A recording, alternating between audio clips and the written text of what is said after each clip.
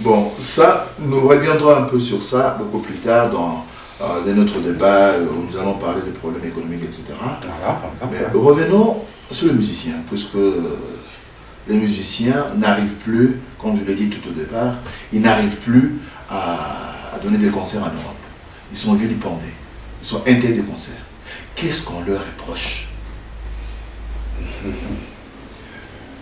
Ouais, par rapport aux musiciens, moi je trouve ça un peu bête, ou un peu bête, dans le sens que les combattants reprochent aux musiciens de supporter Kabila, alors que pour les combattants, Kabila est incapable, donc on ne peut pas supporter Kabila. Voilà. Mais vous savez, le musicien, tout le monde le sait, que le musicien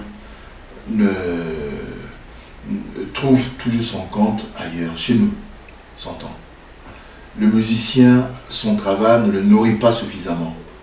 Du moins, ce qui concerne le musicien chez nous. Nous avons connu les Lombo, nous avons connu le Kabasele, nous avons connu les Lutabembo, nous avons connu les Liboma, tous ces musiciens-là qui ont soutenu Mobutu, tous ces musiciens-là qui ont pu trouver leur compte dans le 1PR. C'est-à-dire que ce sont des gens qui étaient nourris quelque part par le président de la République. Donc, moi je trouve que quelque part, c'est un peu trop fort pour pouvoir attaquer les musiciens là-dessus.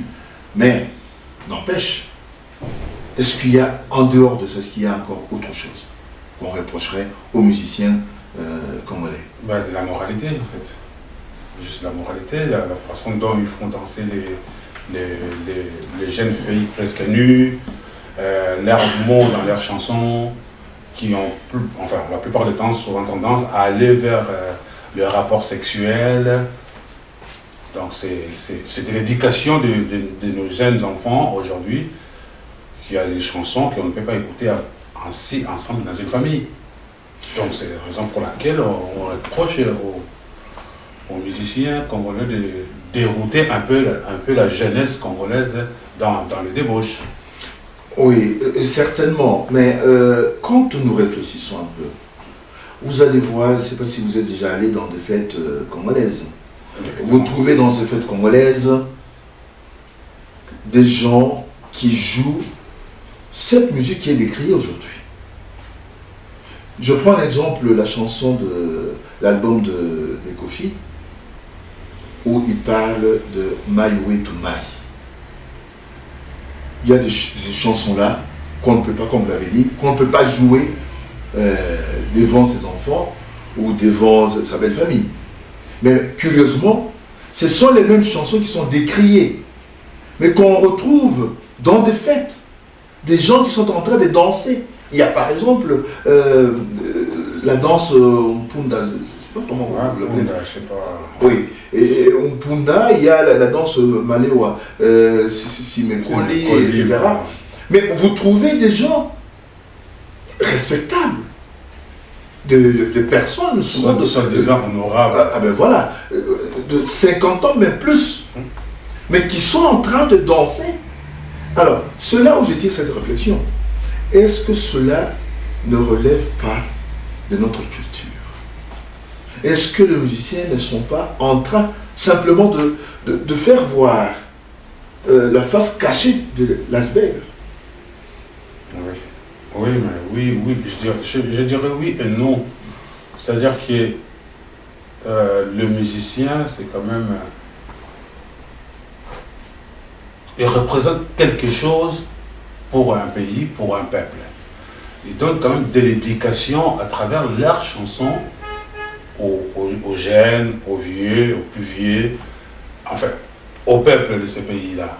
Mais si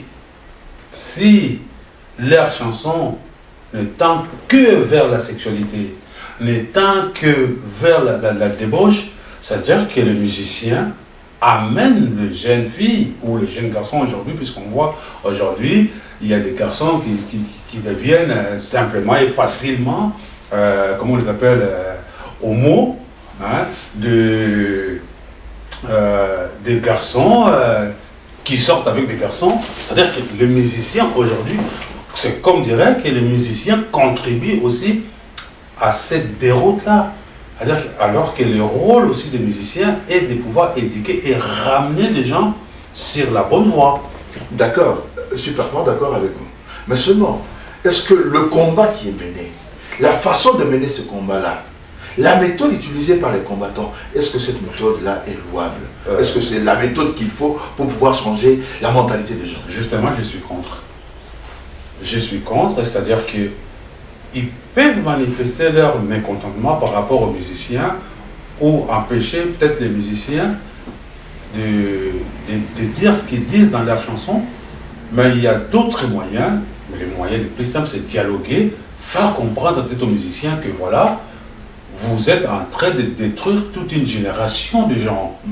Au lieu d'empêcher de faire les combats, c'est pas parce que vous vous appelez combattant que vous défendez un pays, vous défendez une cause, que vous allez faire des troubles dans un pays étranger. Ben, je ne sais pas, c'est quelle image aussi que ces combattants représentent du Congo à l'extérieur du pays. Ok.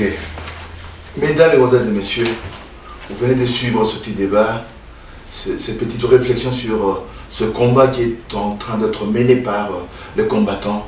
Et nous disons, si les combattants ont une opinion partagée par plusieurs Congolais sur ce problème et qu'ils veulent l'imposer aux autres, ils risquent de se disqualifier. D'abord par la méthode utilisée, nous l'avons dit tout à l'heure, la violence. Puis par cet arrière-goût dictatorial, la pensée unique.